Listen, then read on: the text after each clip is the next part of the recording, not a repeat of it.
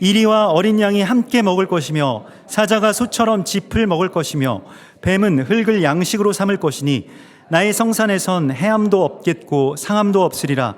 여호와께서 말씀하시니라. 아멘. 여러분은 그 새 하늘과 새 땅, 하나님께서 열어주시는 그 새 하늘과 새 땅이 뭐라고 생각하십니까? 어떤 곳이 여러분들이 생각하시는 새 하늘과 새 땅인가요? 그래서 어쩌면 우리가 생각하는 어떤 이상향, 아니면 우리가 생각하는 하나님의 나라, 곧 천국에 대한 우리의 어떤 관념이자 관점이 될 것입니다. 여러분에게 있어서의 새 하늘과 새 땅은 어떤 곳입니까? 혹시 새 하늘과 새 땅 하면 요즘에는 신천지가 있기 때문에 바로 이렇게 연상이 되기 때문에 참 교회에서도 말하기가 좀 어렵죠. 그래서 새 하늘과 새 땅 하면 뭔가 좀 꺼림직하고 좀 이렇게 불편한 그런 심정들이 드는 것도 사실입니다. 이것이 다 이단들이 이제 뿌려놓은 그러한 그 재와 같은 것들인데요. 그것을 우리가 걷어내고 하나님께서 우리에게 보여주시는 그 새 하늘과 새 땅에 대해서 오늘 하나님은 우리에게 다시 우리의 눈이 열리기를 원하신다고 말씀을 하십니다. 먼저 여러분들은 어떻게 예수님을 믿게 되셨습니까? 어떻게 하나님을 믿고 또 이 자리에 계신 걸까요? 모태신앙이셔서 그러신 분들도 있고 어쩌다가 이렇게 인터넷으로 교회를 검색하다 보니까 우리 교회를 찾으신 분들도 계시고, 그냥 무작정 집 주변에 있는 교회를 가까운 곳에 나가야 되겠다 해서 오신 분들도 계시고, 또 멀리서 어떻게 오셔서 우리 함께 하시는 분들도 있습니다만은, 예수를 믿게 된 것, 누구에게 전도를 받거나 아니면 부모님으로부터 신앙의 유산을 유업으로 물려받았던지 간에 그러한 모든 일들은 실은 우리 스스로가 원했거나 찾았다기보다는 그냥 그저 아주 나에 의해서 어떻게 생겼다기보다는 어떤 산고의 고통과 같은 그 주님의 해산으로 말미암은 것임을 성경은 우리에게 말씀하시고 있습니다. 그러니까 오늘 내가 여호와의 명령을 너에게 전하노라. 너는 내 아들이라. 오늘 내가 너를 낳았도다, 이렇게 말씀을 하시거든요. 하나님께서 우리를 찾아내신 거죠.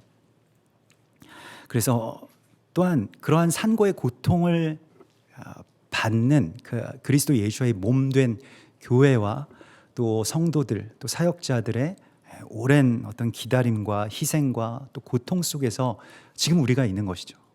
우리 교회가 있는 것이고요. 또 우리 가정이 있는 것이고요. 늘 이 언더우드 선교사님 한국에 처음 도착하셨을 때, 조선 땅에 1885년도에 도착하시고 나서 너무 답답하셔서 쓰신 그 기도문이 있어요. 그 기도문을 보면 지금도 목이 메입니다. 언더우드 선교사님이 처음으로 하신 쓰신 하나님께 드린 그 고백이 무엇이냐면, 주여, 지금은 아무것도 보이질 않습니다. 메마르고 가난한 땅, 나무 한 그루 시원하게 자라오르지 못하고 있는 이 땅에 저희를 옮겨와 심으셨는데 그 넓은 태평양을 어떻게 건너왔는지, 주께서 붙잡아 뚝 떨어뜨려 놓으신 듯한 이곳 조선 땅은 지금 아무것도 보이지 않습니다. 보이는 것은 고집스럽게 얼룩진 어둠뿐입니다. 어둠과 가난한 인습에 묶여있는 조선 사람들 뿐입니다. 그들은 왜 묶여있는지도 모르고 고통이라는 것도 모르고 있습니다. 고통인 줄을 모르는 자에게 고통을 벗겨주겠다고 하면 의심하고 화부터 냅니다. 조선 남자들의 속셈이 보이지 않습니다. 가마를 타고 다니는 여자들을 영영 볼 기회가 없을 것 같습니다. 조선의 마음이 보이지 않습니다. 그러나 주님, 순종하겠습니다. 겸손하게 순종할 때 주께서 일을 시작하시고 그 하시는 일을 우리들의 눈이 볼 수 있는 날이 올 줄을 믿습니다. 이런 기도를 드렸습니다. 이 고백, 또 이러한 헌신, 정말로 고집스럽게 자신들이 무엇에 묶여 있는지도 모르고 조상들을 귀신으로 만들어서 섬기는 그러한 악한, 또 영적으로 우매한 이 나라에 참으로 주님의 복음의 씨앗들, 또 주님의 헌신자들을 심으셔서 우리가 있는 것이죠. 우리가 그렇게 다 해산한 주님의 아들과 딸로 이곳에 있습니다. 그래서 오늘 이 본문의 1절의 말씀에서 나는 나를 구하지 않던 자에게 물음을 받았으며 나를 찾지 아니하던 자에게 찾아냄이 되었다. 내 이름을 부르지 아니하던 나라에 내가 여기 있노라 내가 여기 있노라 하였노라 이렇게 말씀을 하십니다. 그래서 이방 땅에서 우리가 하나님 모르고 하나님을 찾는 것이 어떤 것인지도 모르고 날 때부터 소경된 자처럼 하나님을 믿는다라고 하는 것이 무엇인지도 모르던 우리를 하나님께서 찾아내시고 이 땅끝의 백성들을 하나님께서 일으켜 세우셔서 주님의 빛 가운데로 나오게 해주셨음을 오늘 말씀하십니다. 주님께서 이것이 이사야 선지자를 통해서 이미 메시아이신 예수야에 대해서도 예언을 하셨지만 우리에 대해서도 이와 같이 내가 너희 앞에 찾아냄이 되리라 너희 앞에서 발견될 것이다 라고 말씀을 하셨습니다. 그래서 주님께서 우리를 찾으신 것이죠. 우리가 어떻게 하나님 믿게 되었습니까?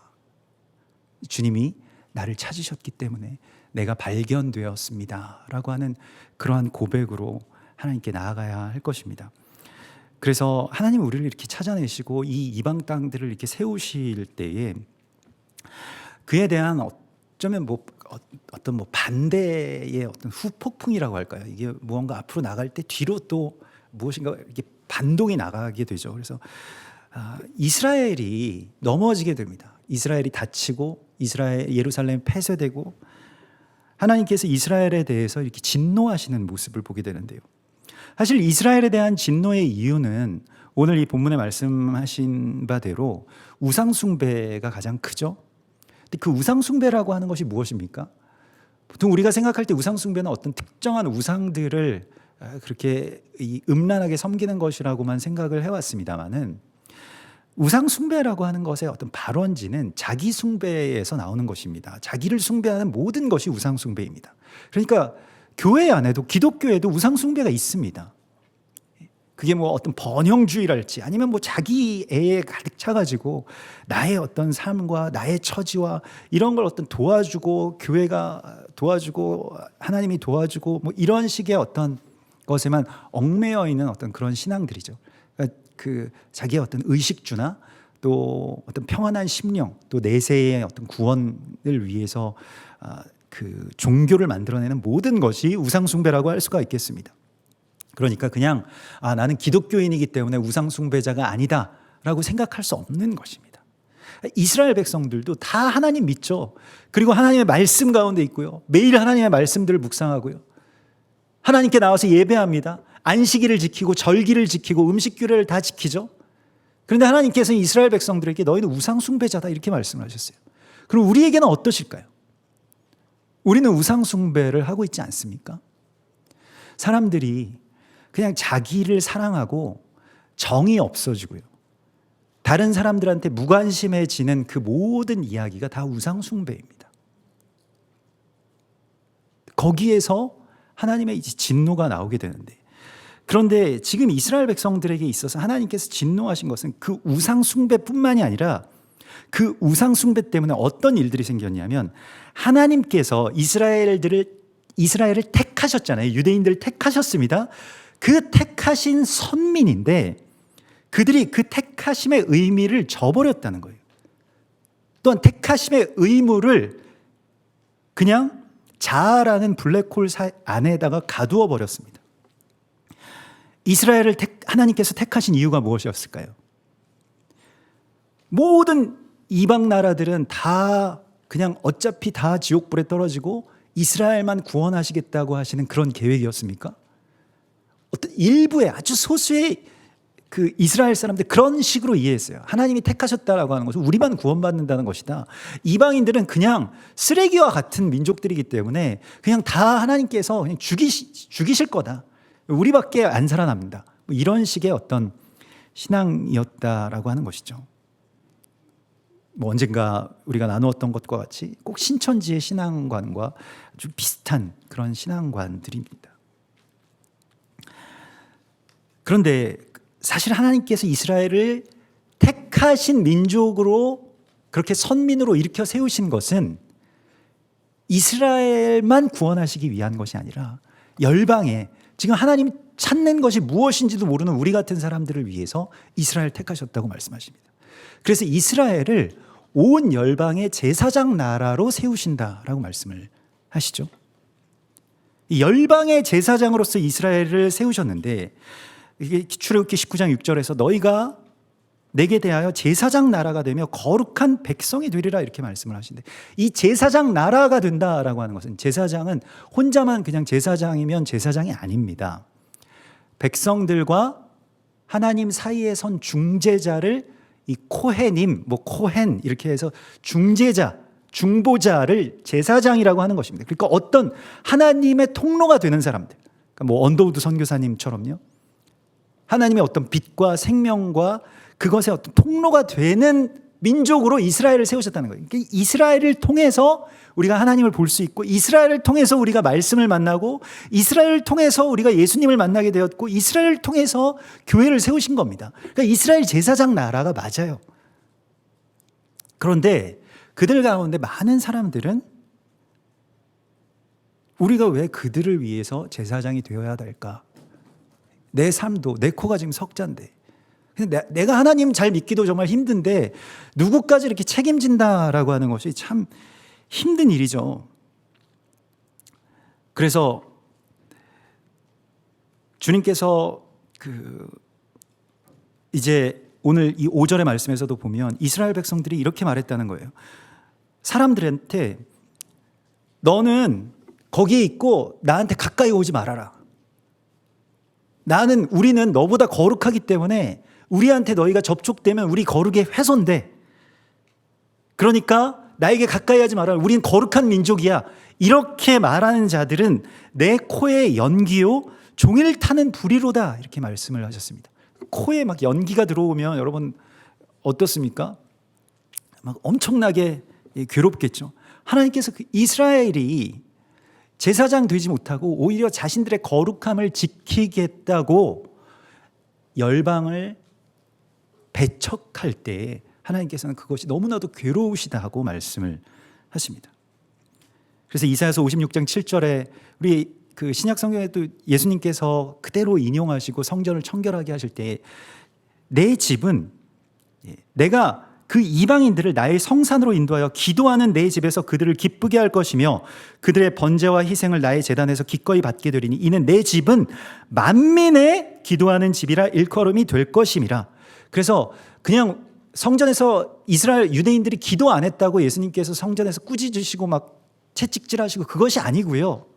만민의 기도하는 집이 되지 못하게 이스라엘 백성들이, 그게 우리가 예전에도 여러 번 나누었던 것과 같이 이방인의 뜰이라고 불리워지는 바로 그 뜰에서 일어난 일입니다.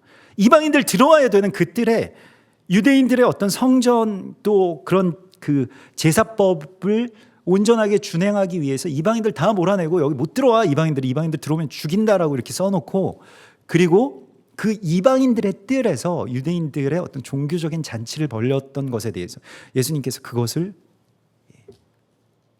씻으신 것입니다. 그래서 요한복음 2장은 예수님의 어떤 행적의 이야기가, 그 공생애의 이야기의 어떤 시작을 굉장히 독특하게 가나의 혼인잔치와 또 무엇입니까? 성전을 청결하게 하신 두 사건을 앞에 두고 있어요. 그러니까 가나의 혼인잔치의 이야기는 사실은 성전 청결의 이야기와 같은 말이 됩니다. 그 의미에 대해서는 예전에 가나의 혼인잔치에 대한 설교가 있는데 검색하면 나올지 모르겠습니다만은 다시 한번 이렇게 보시면 좋을 것 같고요. 우리가 지금 이스라엘 백성들이 이 온 열방에 대해서 이런 자세를 갖고 있는 것이 바로 우상 숭배와 같은 일이다라고 계속 하나님 말씀을 하십니다. 근데 중요한 것은 그들의 넘어짐이라고 하는 것이, 그들이 이렇게 다치게 되고 넘어짐이라고 하는 것이, 그래서 이스라엘은 참 악한다, 맞지? 이스라엘은 정말 교만하고 악하지, 이렇게 생각해서는 안 되고요. 그들의 넘어짐이라고 하는 것은 하나님의 계획 안에 있는 어떤 큰 그림 안에 있는 비밀입니다. 그러니까 그들이 이와 같이 되고 넘어지게 된 것을 통해서 하나님께서는 온 열방을 구원하실 계획을 가지셨다고 말씀을 하십니다. 그래서 이사야 선지자는 특이하게도 사명을 받을 때에 내 백성에게 가서, 너희가 이사야서 6장 9절에 보면 듣기는 들어도 깨닫지 못하게 하고 보기는 보아도 알지 못하게 하라. 네가 가서 그렇게 만들어라. 이사야 선지자에게 그렇게 말씀을 하셨고요. 예수님도 이 땅에 오셔서 계속 이 말씀을 인용하십니다.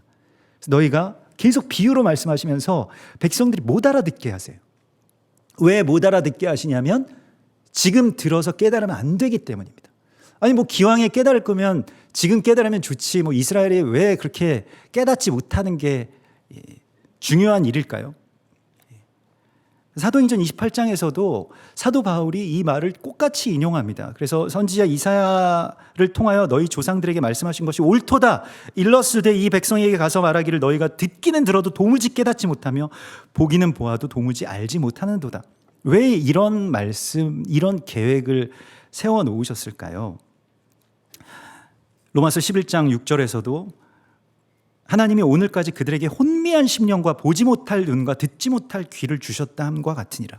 이스라엘이 보지 못하게 되고 듣지 못하게 되는 그 이유 안에는, 왜냐하면 열방을 구원하시기 위함이라는 겁니다. 그럼 열방의 구원과 이스라엘의 우둔함에 무슨 관계가 있을까요? 여러분 그런 질문을 한번 해볼 수 있지 않겠습니까? 왜 이스라엘의 눈이 어두워져야 열방이 구원을 얻게 될까요? 이스라엘이 어두워진다고 해서 열방이 구원을 얻는 게 아니고, 사실 하나님께서는 이스라엘을 정말 사랑하시죠. 하나님이 정말 가장 좋아하시는, 가장 사랑하시는 그 하나님과의 어떤 첫사랑의 그러한 장자입니다. 그게 바로 이스라엘인데요. 그런데 그 장자인 이스라엘을 하나님께서 어떻게 만드셨냐면 막차를 태우기로 결단을 하십니다. 그러니까 이 장자만 내가 사랑해서 얘만 구원할 거야, 나머지는 다 죽일 거야, 이런 아버지가 아니시고요. 내가 가장 사랑하는 자를 가장 마지막에 태우겠다고 결단을 하신 겁니다. 누구 때문에? 우리 때문에. 우리가 다 타면 마지막에 막차의 그 끝자리에 이스라엘을 태우시겠다는 거예요. 그게 선택받은 이스라엘 백성들의 사명입니다. 우리가 제가 군에 있을 때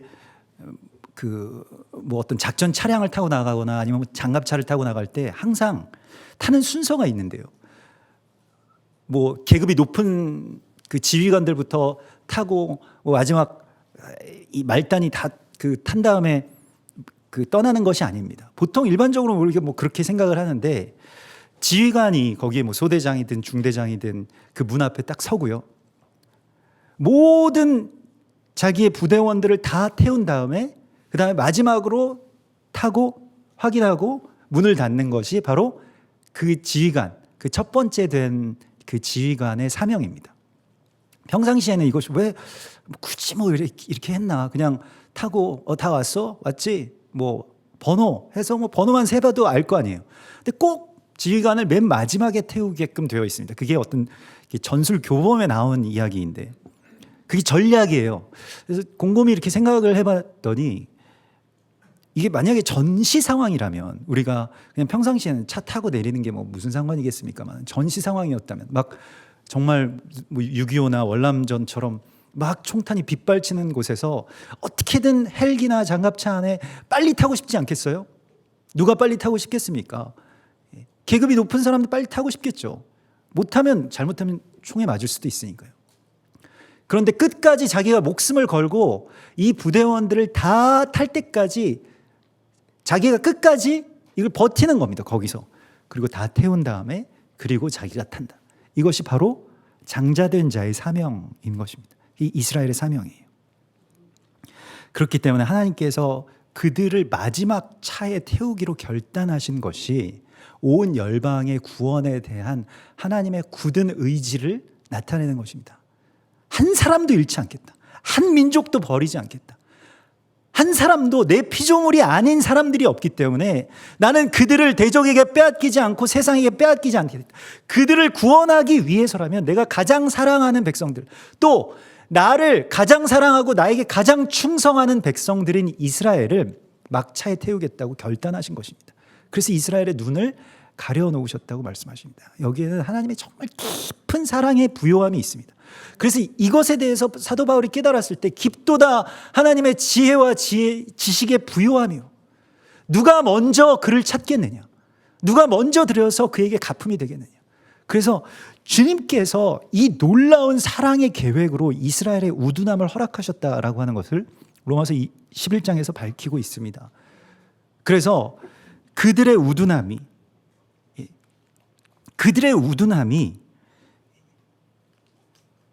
우리의 풍요로움이 되고, 그들의 넘어짐이 세상의 풍성함이 되고, 그들의 실패가 이방인의 풍성함이 되거든 하물며 그들의 충만함이리요. 이제 그들이 충만해져서, 그들이 완전해져서 그리스도 예수와를 영접하게 되고 우리처럼 또 우리와 함께 그리스도를 믿게 된다면 어떤 일이 있을까요?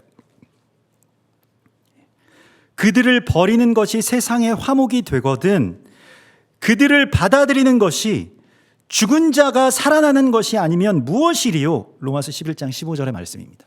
여기서 죽은 자가 살아난다. 그 죽은 자가 살아난다라고 헬라어는 특정한 어떤 죽은 자의 살아남에 대해서 말씀을 하고 있습니다. 누가 살아나는 것이 이스라엘이 살아나는 것이기도 하지만 예수와의 재림, 예수와의 부활과 재림의 이야기가 시작되는 바로 그 지점이 바로 이스라엘이 열리게 되는 바로 그 지점이라고 말씀을 하십니다.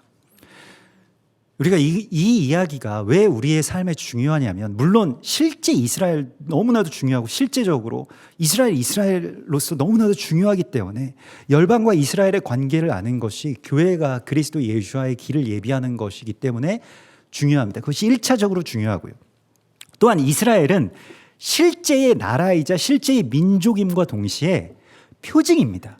표징, 어떤 상징적인 그 표징적인 나라로서 우리 가운데 뭔가 보여주시는 것이 있어요. 제사장은 누구인가? 왜 우리의 제사장은 저 모양인가? 라고 하는 것을 또한 보여줍니다. 이스라엘이라는 제사장이 이 열방의 구원과 하나님의 사랑을 전하는 어떤 통로가 되지 못하고, 또 그러한 사명을 저버린 것에 대해서 여러분 이해하기가 힘드시다면 여러분들의 가정에 이 아버지들, 아빠를 한번 생각해 보시면 이해하기가 굉장히 쉽습니다. 그분들이 다 이스라엘이거든요. 이스라엘의 상태랑 좀 비슷하거든요. 이분들이 사실 제사장인데 자녀들은 아버지를 통해서 비로소 하나님 아버지를 만날 수가 있습니다. 아내는 남편을 통해서 그리스도 예수와의 사랑을 받게 됩니다. 너무 부담스럽죠? 아버지, 왜 우리 아버지는 그러지 않으시는가? 얼마나 힘들어요. 내가 하나님의 어떤 그런 통로가 된다라고 하는 것이. 그래서 빠지고 싶다는 겁니다. 그래서 난 몰라. 나는 그런 거 몰라. 그냥 너희들 알아서 하고. 당신이나 뭐 열심히 믿어. 이렇게 될 수밖에 없는 것이죠. 아버지들 옆에 보세요. 한번 이렇게 얼굴을 한번 빤히 한번 쳐다봐 보십시오. 생각해보면 좀 불쌍한 분들이에요. 이분들이. 너무 부담이 많은 거예요. 제사장이라고 하면은 뭐 그냥 가정 예배만 좀 인도하면 될까 뭐 이러는데, 하나님 아버지를 자녀들이 어떻게 만납니까? 하나님한테 아버지라고 어떻게 기도할 수 있어요? 자기 아버지가 하나님의 성품을 갖고 있어야 만날 거 아닙니까? 얼마나 부담되는 이야기입니까? 그냥 하나님 좀 직접 만나시면 안 될까요? 하나님께서 알아서 꼭 저를 통해서만 만날 수 있습니까? 근데 하나님께서는 그렇게 결단하셨다는 겁니다. 그래서 참 이게 좋은 사명이고 귀한 사명이긴 한데 제사장 된다는 것은 참 어려운 이야기이고 너무 부담스럽다는 거예요. 그래서 그냥 나도 내 인생을 좀 살자. 내가 뭐 하나님 너의 믿는 것에 대해서는 내가 뭐 좀 괜찮지만 그렇게 생각을 한다는 것입니다. 그런데 제사장은 어떻게 하는 사람이 제사장이냐? 뭐 예배를 인도하고 말씀을 전하고, 그래 오늘부터 나는 제사장으로서 너희에게 하나님을 내가 보여주겠어. 뭐 이렇게 하면서 뭐 갑자기 어떤 사역자로서 아이들을 이렇게 대하고 그러시면 안 됩니다. 역효과가 납니다.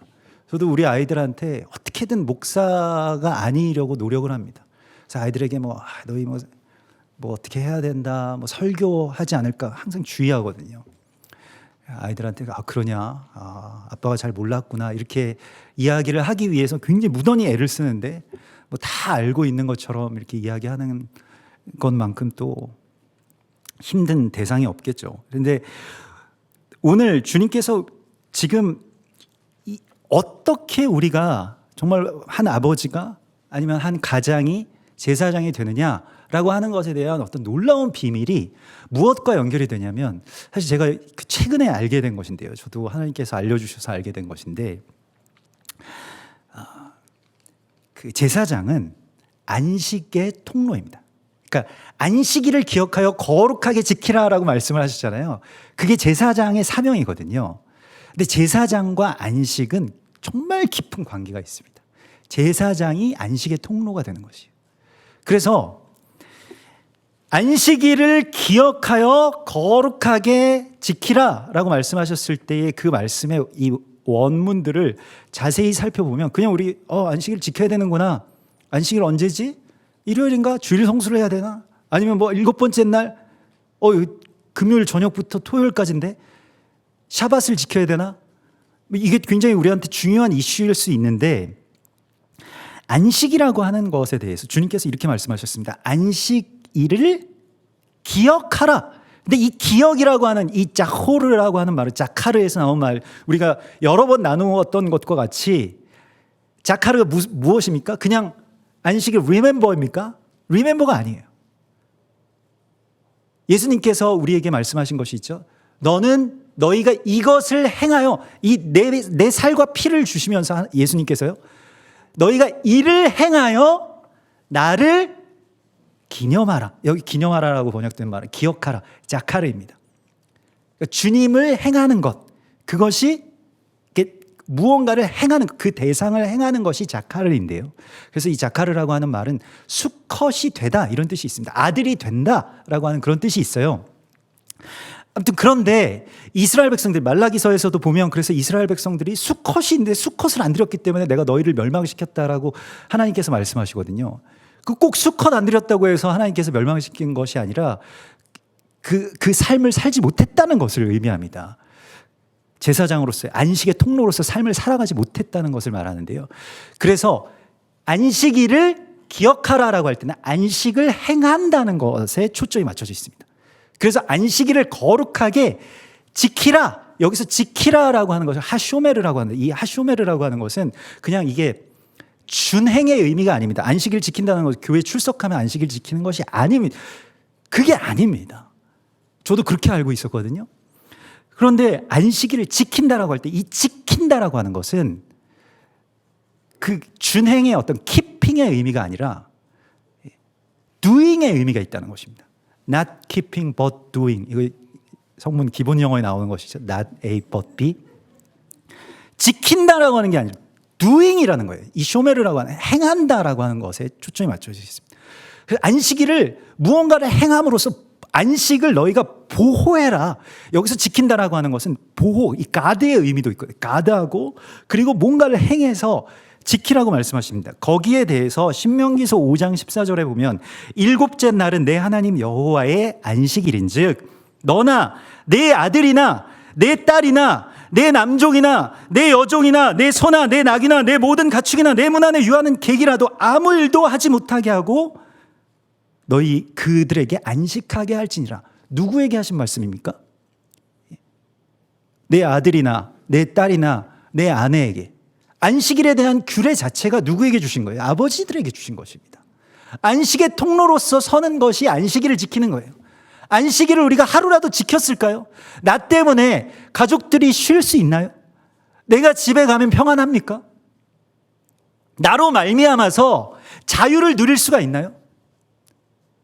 그가 안식이라고 말씀하고 있는 것입니다.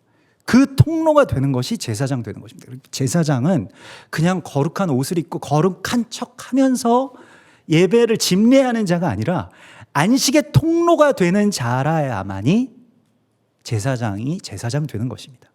제사장의 사명은 쉬게 하는 데에 있습니다. 안식이 있어요.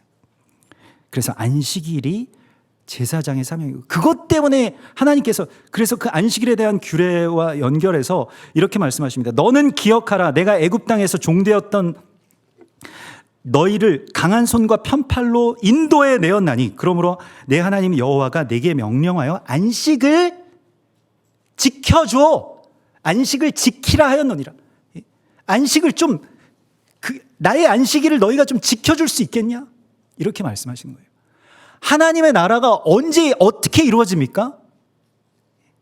다른 사람들 멀리 구름 타고 오실 예수님께 맡길 것이 아니고 지금 우리가 안식의 통로가 돼서 하나님의 나라에는 이렇게 살 수 있어 라고 하는 것을 선포하는 날이 안식일입니다. 여러분, 우리 안식일 지켜야 됩니다. 안식일을 정말로 우리가 힘을 다해서 지켜야 돼요. 다 하기 어렵기 때문에, 어렵다라고 하는 것을 하나님도 아시기 때문에 하루를 그렇게 거룩하게 구별해서 적어도 이날만큼은 좀 화 좀 내지 말고, 밥상 좀 뒤집지 말고. 요즘에 밥상 뒤집었다가 큰일 나죠.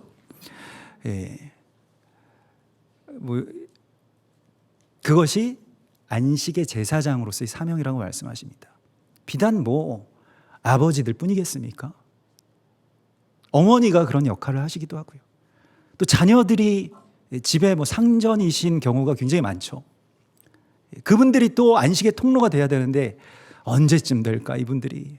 나는 언제쯤이면 너희를 보면 마음이 좀 편하겠냐. 이렇게 될 때 자녀들을 보면 항상 마음이 편하고 항상 내 마음이 위로를 받고 안식을 받는 그런 자녀들이 언제쯤 출현할 수 있을까요? 왜 그게 안 될까요? 왜 아버지가 하나님께 가까이 나오는 게 이렇게 더딥니까? 왜 우리 자녀들이 하나님께로 잘 돌아오고 있지 못합니까? 하나님 말씀하셨잖아요. 너희들의 충만함 때문에, 너희들 때문이라고. 그러니까 아내나 자녀나 모든 다른 사람들이 충만하게 되면 아버지가 막차를 타게 되어 있는 것과 마찬가지로, 그게 자녀가 막차를 탈 수도 있고요. 이스라엘이 막차를 타는 것과 마찬가지의 일들이 무엇 때문에 그렇게 되냐? 와, 참 답답하다. 너희들 왜 이렇게 변화가 없냐? 이스라엘 왜 그렇게 모르냐? 예수님이 성경에 다 나와 있는데 왜 예수님 모르냐? 이럴 것이 아니고 그 이유가, 그 지연된 깨달음과 열림의 이유가 나 때문이라는 거예요. 뭔가 우리가 부족함이 있다는 것입니다. 아직 충만하지 못했다는 거예요. 그래서 우리의 충만함을 또 기다리고 계신 하나님의 그 간절하고 답답한 마음을 좀 깨달으라고 말씀을 하십니다. 원유면에 대해서 안다라고 하는 것이, 이스라엘의 구원과 회복과 열방과의 관계에 대해서 안다라고 하는 것은 그냥 단순한 전체 큰 구속사만을 우리에게 말씀하신 것이 아닙니다. 우리의 가정과 직결되어 있어요. 내 개인의 삶과도 너무나도 연결이 많이 되어 있습니다. 이게 다 세포망처럼 다 연결되어 있는 것입니다. 한 군데만 풀릴 수가 없는 것입니다. 다 같이 풀리고 있어야 되는 것이고요. 그러면 여러분, 새 하늘과 새 땅은 어떤 곳입니까? 여기서 이 맥락에서 하나님께서 이렇게 말씀하신 것입니다. 내가 새 하늘과 새 땅을 창조할 것이다. 우리가 이때까지 생각해왔던 새 하늘과 새 땅은 좀 개인주의적인 새 하늘과 새 땅이었습니다. 아니면 국가주의적인 것이라고 해도 소득 3만 불 이상, 북한에서는 쌀밥에 고깃국 먹는 세상, 그게 새 하늘과 새 땅이라고 이렇게 주장을 해왔습니다. 지금 3만 불 넘었죠? 그때쯤이 되면 우리나라는 선진국의 반열에 도달하고 굉장히 살기 좋은 나라가 되어 있을 것이다. 지금 그런 나라가 되어 있습니까? 하나님께서 창조하시는, 하나님께서 지으시는 새 하늘과 새 땅은 어떤 나라라고 말씀을 하십니까? 이전 것은 기억되거나 마음에 생각나지 아니할 것이라고 말씀하신 그 새 하늘과 새 땅은 이스라엘, 예루살렘이 회복되고요. 거기서 영원히 기쁨의 노래가 울려 퍼지고 열방이 함께 어우러져서 거룩하신 그리스도 예수와를 노래하는 바로 그 나라라고 말씀을 하십니다. 그 나라, 그 새 하늘과 새 땅을 하나님께서 지으시겠다고 말씀하십니다. 이 한 세 사람의 성취가 있는 바로 그 땅과 그 나라를 하나님께서 이루시겠다고 말씀하십니다. 그것을 위해서 하나님께서 우리를 부르셨습니다.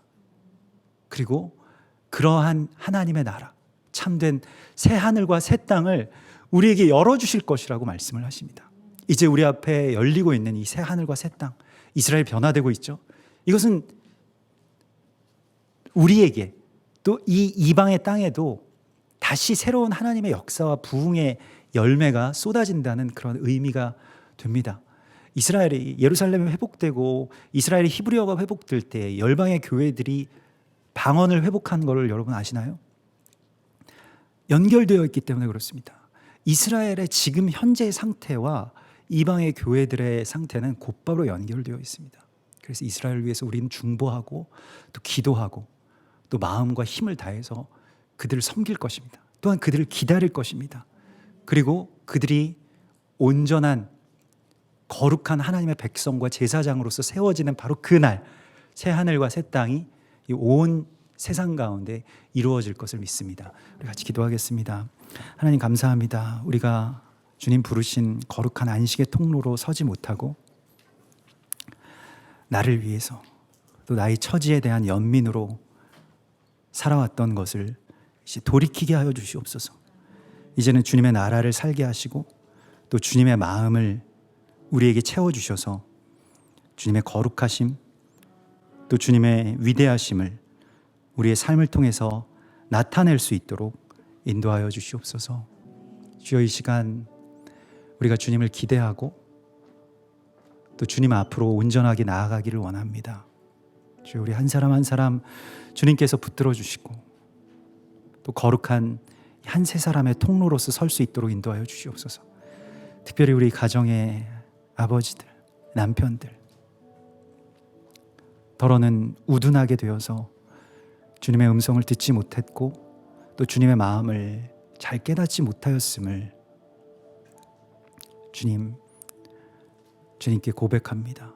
주님 다시 우리를 돌아오게 하시고 다시 우리를 열어주셔서 거룩한 안식의 통로로 참된 제사장으로 우리의 가정에 하나님 아버지를 보이게 하시고 그리스도 예수아를 보이게 하여 주시옵소서. 주님을 찬송하며 거룩하신 예수와 메시아의 이름으로 감사하며 기도드리옵나이다.